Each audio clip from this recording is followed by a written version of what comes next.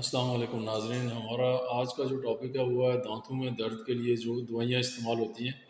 دانت مسوڑے یا داڑھ میں درد عموماً زیادہ تر انفیکشن کی وجہ سے ہوتا ہے۔ اس وجہ سے درد اور انفیکشن کو دور کرنے کے لیے درد دور کرنے کی دوائیاں مثلاً اینٹی بائیوٹک اور سوجن دور کرنے والی دوائیوں کو ساتھ ملا کر استعمال کیا جاتا ہے۔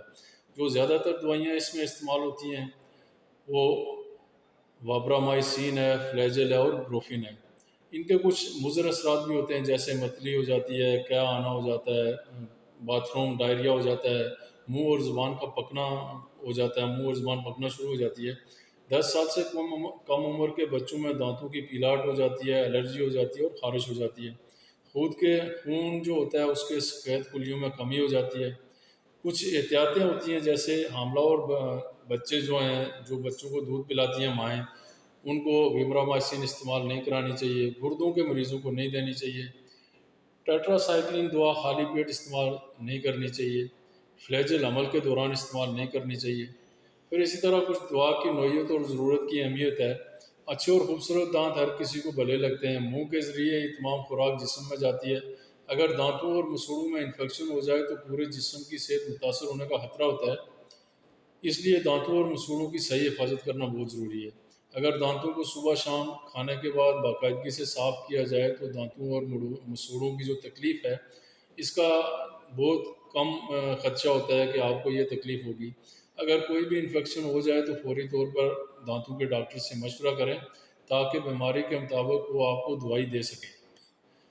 پھر درد اور سوجن اور انفیکشن کے لیے مختلف دوائیوں کی کاکٹیل استعمال کی جاتی ہے۔ عموماً 3 سے 5 روز کے دوران افاقہ ہو جاتا ہے۔ اس کا کچھ آسان اور متبادل اگر بیماریوں کے بغیر کچھ حل کرنا چاہیں تو اس میں دانتوں کی صفائی سب سے زیادہ ضروری ہے۔ اس کے لیے سب سے زیادہ مؤثر چیز جو ہے وہ مسواک ہے۔ مسواک کسی بھی برش اور اعلیٰ سے اعلیٰ ٹوتھ پیسٹ سے بہتر ہے۔